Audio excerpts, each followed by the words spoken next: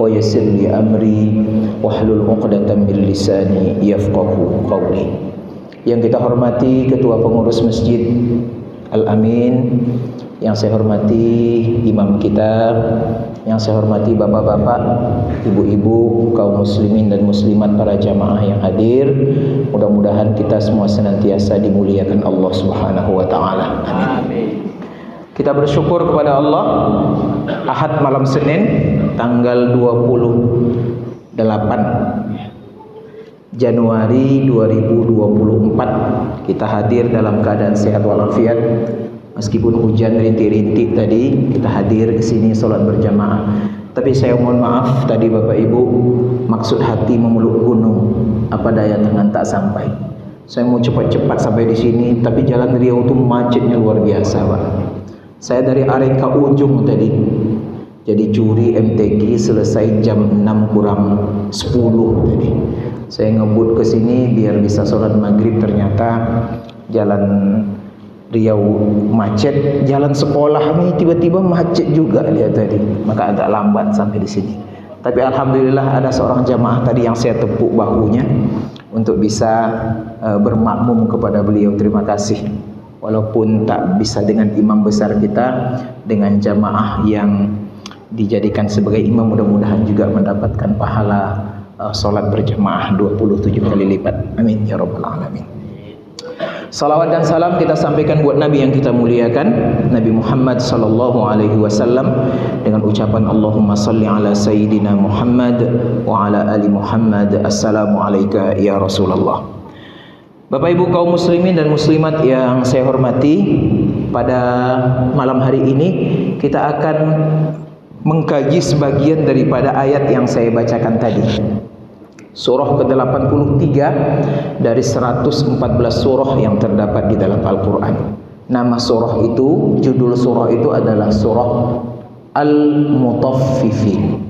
Ada yang mengatakan surah At-Tatfif, ada yang mengatakan surah Al-Mutaffifin. Buya Hamka di dalam tafsirnya, tafsir Al-Azhar itu, ketika membahas surah ini, beliau menyebut surah itu bernama surah At-Tatfif, artinya kecurangan.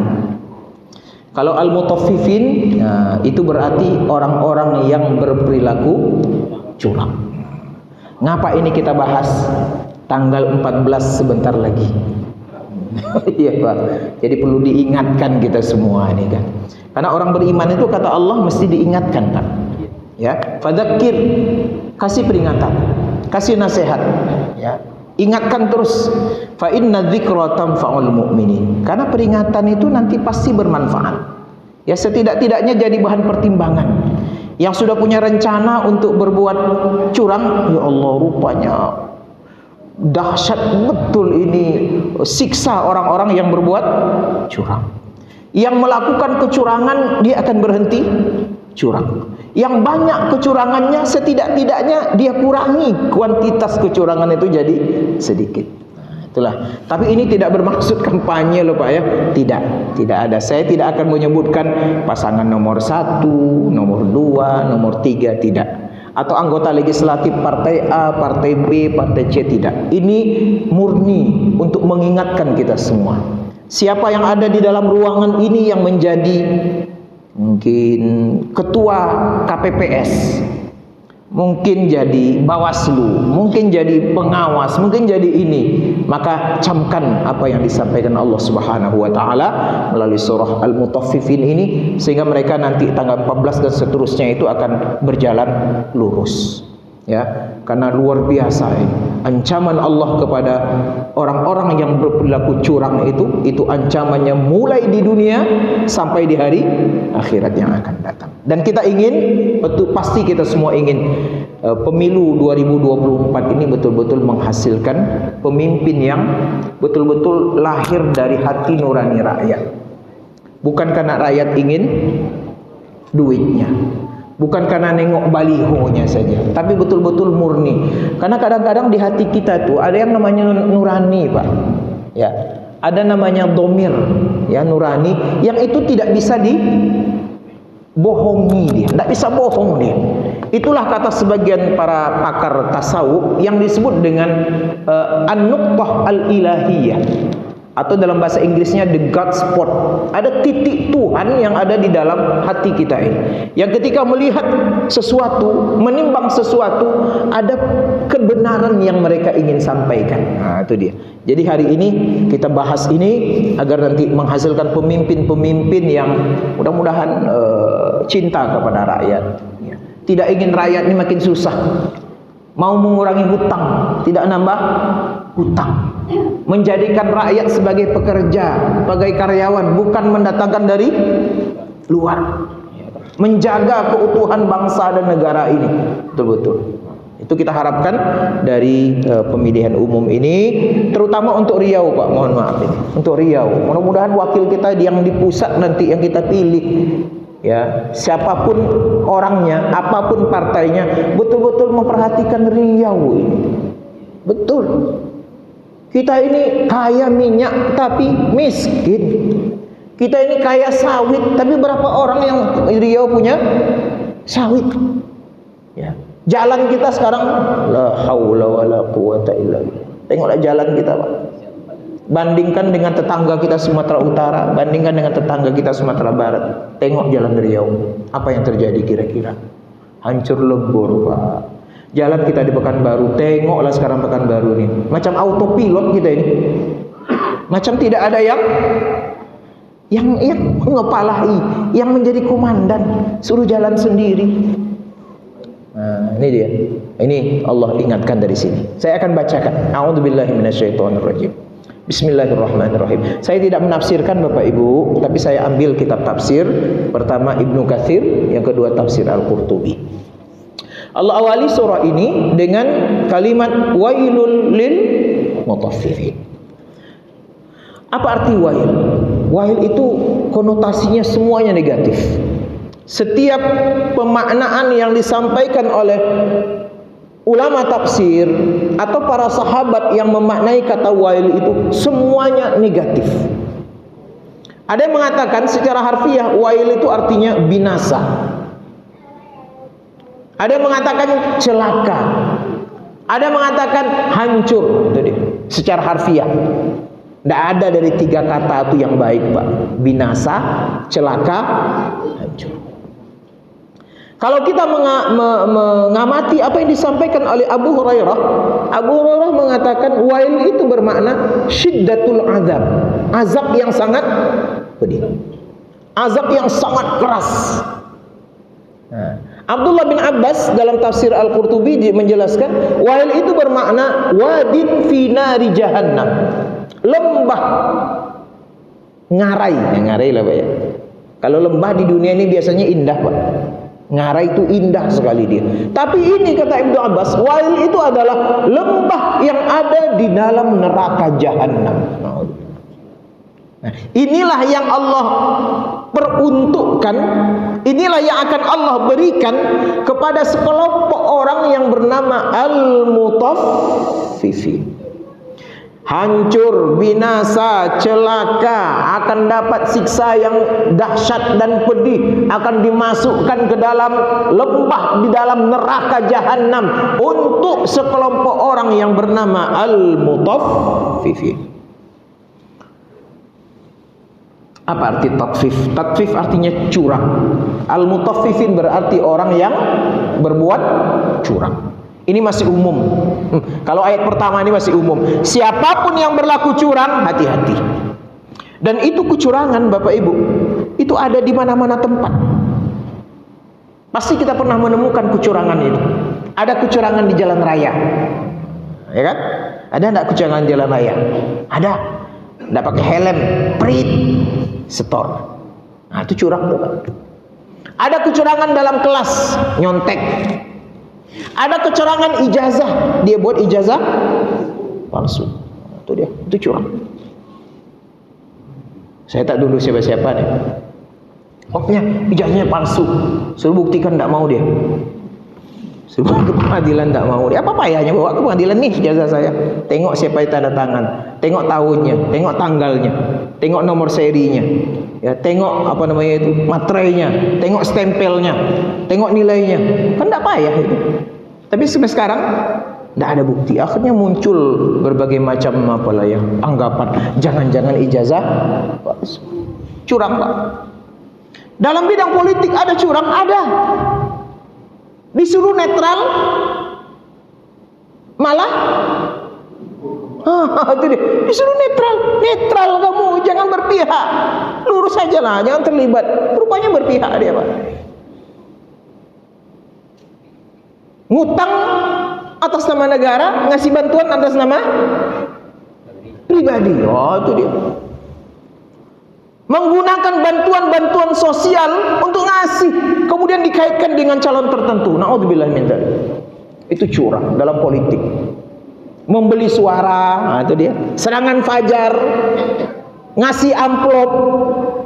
Kecuali ustadz dikasih amplop oleh jamaah. Amplop di ustadz itu bukan untuk ilmu, Pak. Ilmu ini ndak apa lah ya, tinggi nilainya, ndak bisa dihargai dengan duit, ndak, Pak. Untuk apa tuh amplop? Ustadz dikasih amplop, ya, untuk beli minyak bensin gitu ya, Pak. Itu aja itu. Bukan untuk yang lain. Kalau ustadz tuh dikasih amplop, alhamdulillah. Ndak dikasih amplop, ndak datang lagi dia. Ndak, mungkin lupa pengurusnya. Ada ibu ingat dulu, bapak ingat Ustadz Saudlan Pulungan ya, Pak ya. Almarhum Ustadz Saudlan Pulungan itu cerita ceramah berkali-kali sampai ke Rohul, pulang ke rumah tengok amplop kosong. Rupanya mungkin salah beri, biasa itu.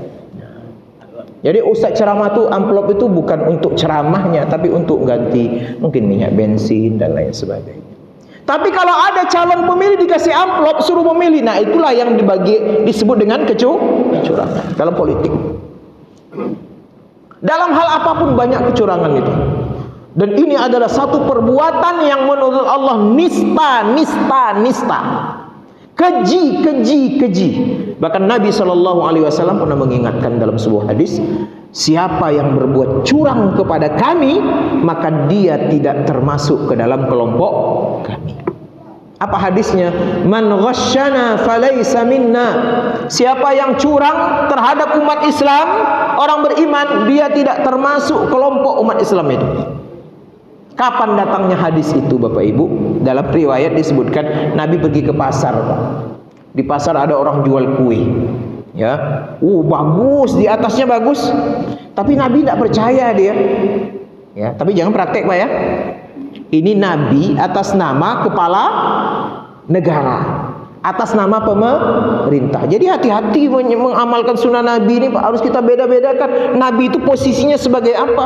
Oh, nanti langsung diterapkan. Oh, ini apa? Sunnah Nabi. Tunggu dulu. Kadang-kadang ada orang yang serba mentang-mentang sunnah Nabi langsung dikerjakan, dipilah-pilah, Pak. Ada Nabi atas nama suami, ada Nabi atas nama pribadi, ada Nabi atas nama kepala negara, ada Nabi atas nama seorang Nabi. Kita harus pandai milah-milah, jangan main hantam kromo saja. Nabi masukkan jarinya ke dalam makanan tadi. Di atas bagus, di bawah ternyata basah dan baunya tak bagus, Pak. Nabi tanya penjual ini, kenapa ini? Kok yang buruk sengaja diletakkan di bagian bawah, yang di atas yang baik? Nanti yang dijual yang mana? Biasanya ada yang di atas, ada yang di bawah. Yang dijual biasanya yang di bawah, Pak. Kayak orang yang jual duku. Ada jual duku, jelas saudara. Di atas besar-besar. Yang di koroknya, Pak, yang bawahnya, Pak. Tapi tidak semuanya lah ya. Ada juga yang jujur, tapi kebanyakan saya tengok diambil yang bawah. Menurut kita besar-besar sampai di rumah lah seorang ikut tinggal duku tuh lihat. Mau mengamuk macam apa? Itu dia. Maka kata Nabi, kenapa ini kok bisa basah dia? Tak bagus bentuknya, bau tak bagus dia. Kata laki-laki yang menjual tadi, ya Rasulullah, kemarin kena hujan ya Rasulullah. Kami buat seperti itu agar tak nampak yang buruk itu. Nanti kalau nampak buruk, orang tak mau beli. Ataupun kalau dibeli, harganya akan jatuh rugi kami ya Rasulullah. Akhirnya keluar hadis tadi.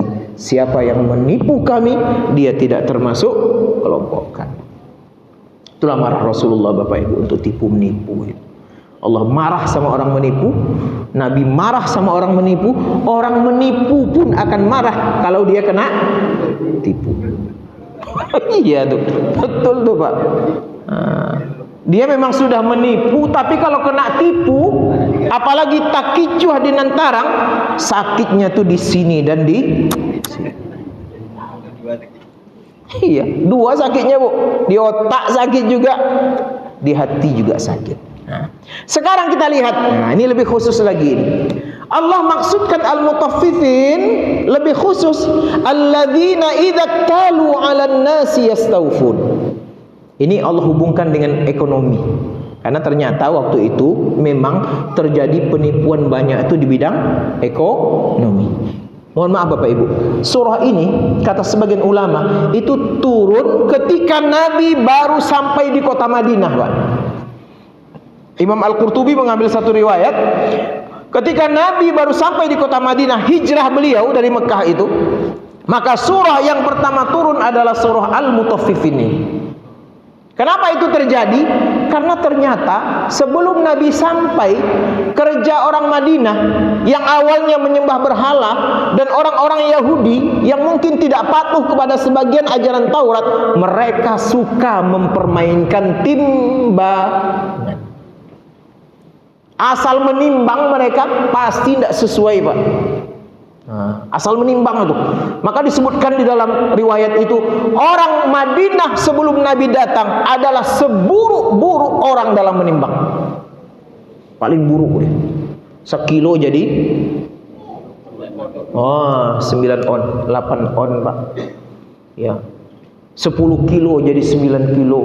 Jual kain 3 meter jadi 2,5 meter. Paling buruk nih. Makanya Allah turunkan ini untuk mengingatkan mereka, jangan sampai ketika nabiku berada di Madinah kalian tetap melakukan itu. Akhirnya ketika mendapatkan ayat ini, semua penduduk Madinah, terutama yang sudah mulai masuk Islam, sudah cinta dengan Rasulullah, mereka intahu, mereka berhenti dari perbuatan itu. Maka kata Imam Al-Qurtubi, dari orang yang paling jahat dalam menimbang, sesudah datang Nabi, sesudah datang surah ini, mereka menjadi orang yang paling jujur dalam menimbang sampai hari ini. Ibu pernah pergi ke pasar kurma, bapak-bapak yang pergi haji umroh pernah diajak ke pasar kurma, Pak. Itu timbangannya pas. Sudah timbangan pas, transaksi berjalan, biasanya mereka tambah bonus halal, Pak. Itulah orang Madinah. Kalau mereka jual semangka, itu tidak langsung jual, Pak. Yang bulat itu enggak. Apa yang mereka lakukan? Ambil sampel dulu. Tengok warnanya, merah atau tidak. Dirasakan manis atau tidak. Kalau sudah manis, merah, baru jual. Agar jangan sampai pembeli kecewa. Kalau tempat kita, merah Pak, merah. Sampai di rumah, la ilaha illallah. Mau dibalikkan, enggak mau dia lagi, Pak. Sudah deal. Siapa yang salah? Awak yang salah. Kenapa tadi di awal tidak minta? Beli jeruk 2 kilo. Manis-manis katanya. Sampai di rumah masam. Datang kita ke tempat penjual jeruk itu, masam, menipu kau. Ibu baru 2 kilo, saya 1 truk itu masam semua. Rupanya ini kena tipu aja 1 truk, Pak. Dan dia berbagi tipuan itu dengan kita. Diberinya ke kita 2 kilo kan. Itulah transaksi itu, Pak.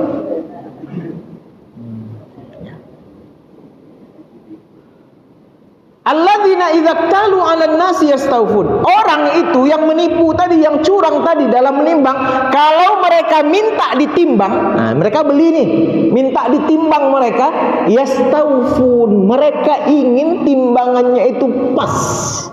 Sekilo ya sekilo. Seon ya seon. Ya. Seton ya seton. Tidak mau mereka kurang. Itu dia. Itu kan manusia, fitrah manusia tuh, Bu. Ya kan? Mereka ingin pas ditengoknya, ya ditimbangnya, dirasakannya, oke, dah pas. Tapi masalahnya kata Allah, wa idza kaluhum.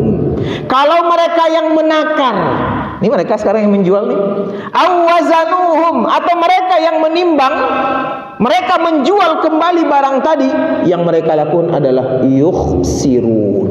Mereka akan kurangi timbangan itu. Mereka akan rugikan pembeli. Yukhsirun itu diambil dari kata-kata khasir. Innal insana lafi khusrin, artinya rugi. Dia rugikan orang. Nah, inilah yang disebut dengan al-mutaffifin oleh Allah, khususnya dalam bidang membeli dia ingin pas, tapi waktu menjual dia ingin mengurangi timbangan itu.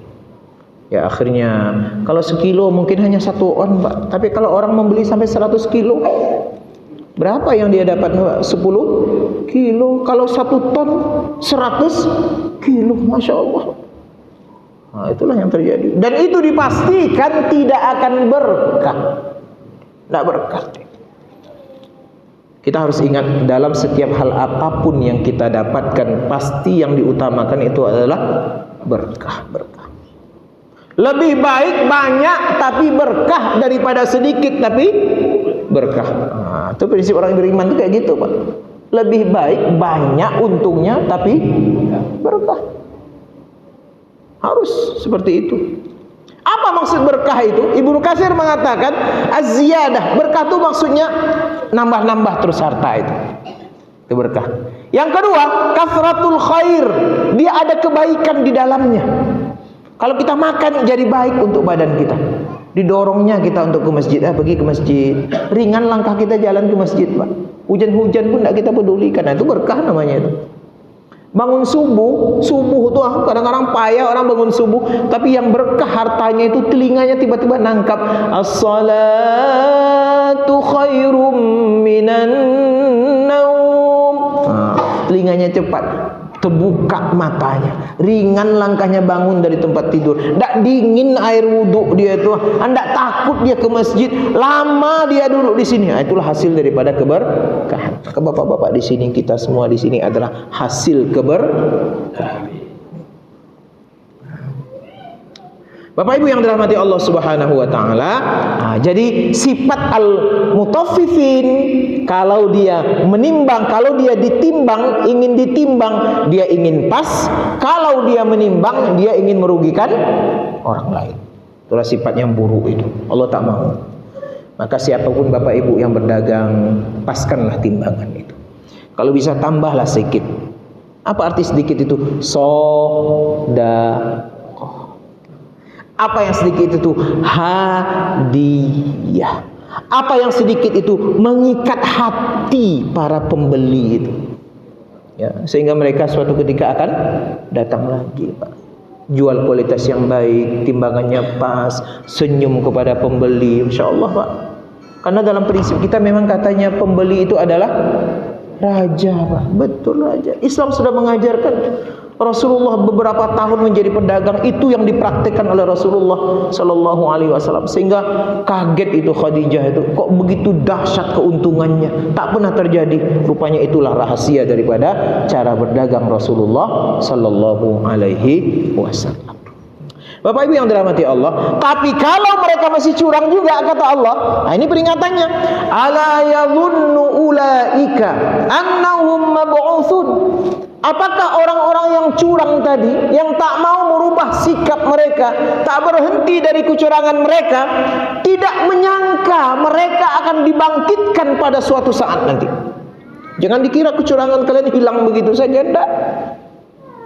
Mati kalian, curang kalian hilang, enggak, Pak. Makanya ini titip Allah, pesan kepada kita, suatu saat kalian yang curang itu akan dibangkitkan. Mab'us artinya dibangkitkan, dibangunkan dari kuburnya, diberdirikan di satu tempat, yang tempat itu disebut dengan mahsyar, untuk siap-siap menghadapi pengadilan Allah yang maha adil. Ini ancaman kepada yang curang-curang tadi itu. Dalam politik tanggal 14 besok, hati-hati Bapak Ibu. Saya membaca di sebuah penelitian, ada 3 jenis kecurangan dalam pemilu Indonesia ini katanya. Tapi saya ingat 2 saja. Satu lagi saya lupa, nanti saya sampaikan. Yang pertama, ada patronis, namanya patronis. Ada kerjasama calon ini dengan petugas, pelaku pemilu, kerjasama dia Pak. Nah, kayak Harun Masiku tuh ya. Harun Masiku tuh contohnya. Ya, dia harusnya tidak masuk. Dia sogok anggota KPU itu, siapa namanya itu? Yang masuk penjara itu. Sebanyak 900 juta, Pak. Kalau terima uang ini, saya harapkan nanti nama saya yang harusnya tidak ada, harusnya menjadi ada. Nah, itu yang pertama. Kerjasama antara calon dengan panitia. Itu deh. Itu kecurangan yang paling besar. Dan itu ternyata banyak terjadi, Pak. Balihonya dikit, tiba-tiba kok muncul, ternyata ada yang sampai nyogok sekian ratus juta. Amankan suara saya. Itu dia, itu yang pertama. Yang kedua, kecurangan itu kata penelitian ini betul-betul bukan orang Indonesia yang meneliti, bukan survei kita Pak. Kalau survei kita ini kata salah seorang calon itu tergantung siapa yang bayar. Ini orang luar yang survei, yang meneliti. Kecurangan itu di mana? Laporan dari tingkat yang paling rendah berjenjang sampai tingkat paling atas. Sampai di atas sudah berubah laporan itu. Nah, itu katanya, itu potensi kecurangan. Dari kelurahan, dari PPS naik ke kelurahan, itu masih jujur. Dari kelurahan ke kecamatan, 100 sudah jadi 1000, tambah nolnya 1.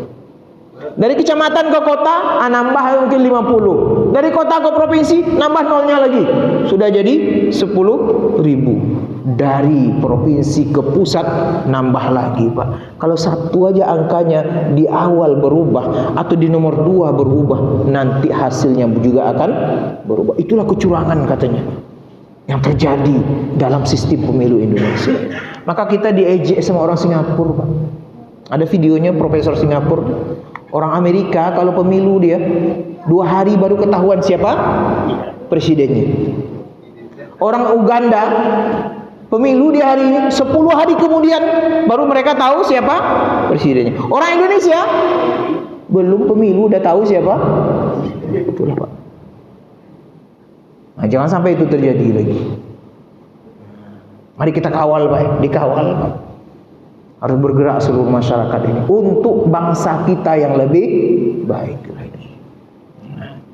Bapak Ibu yang dirahmati Allah Subhanahu wa taala, maka Allah ingatkan yang curang-curang tadi, yang merencanakan kecurangan, "Hei, kalian yang akan curang, suatu ketika kalian akan dibangkitkan oleh Allah Subhanahu wa taala."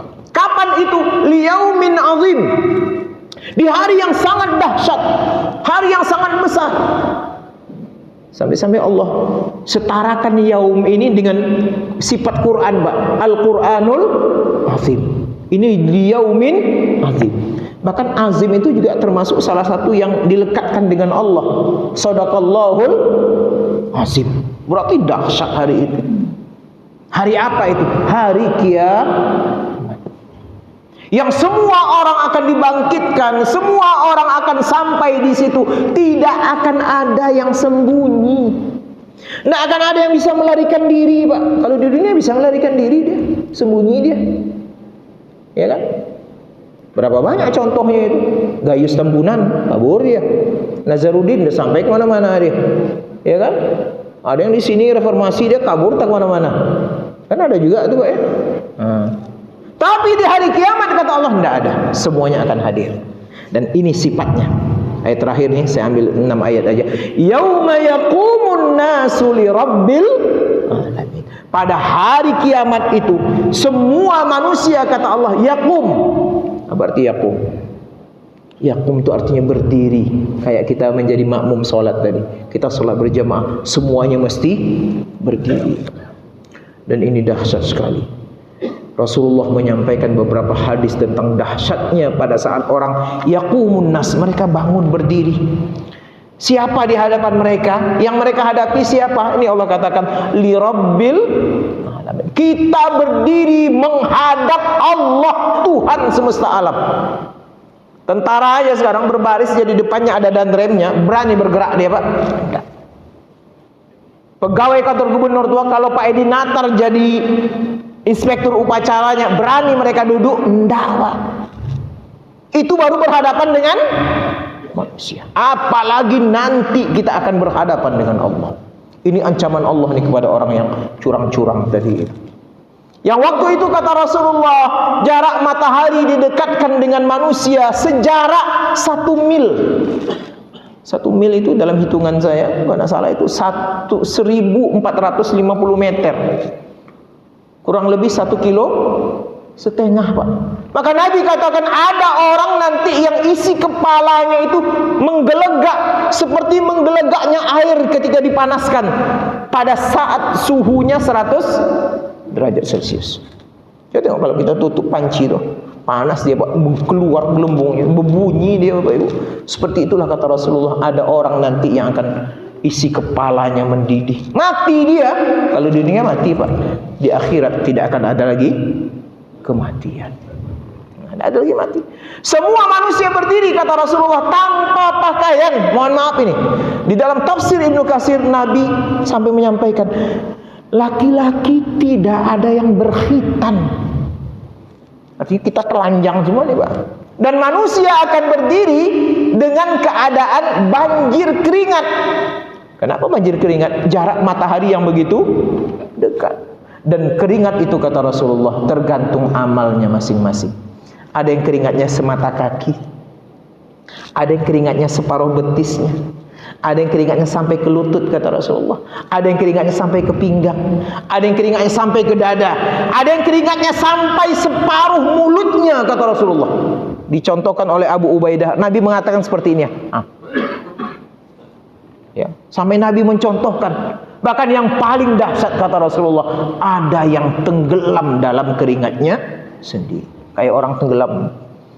Kalau orang tenggelam itu Pak, yang nampak hanya tangannya sendiri. Itu dicontohkan oleh Rasulullah Pak. Betapa dahsyatnya ini. Yauma yaqumun nasu li rabbil alamin. Lantas Aisyah bertanya, ya Rasulullah, apa yang kita miliki nanti pada saat kita di padang mahsyar? Pada saat kita berdiri tadi, apa yang kita miliki? Kata Nabi, yang kita miliki hanya yang kita injak saja.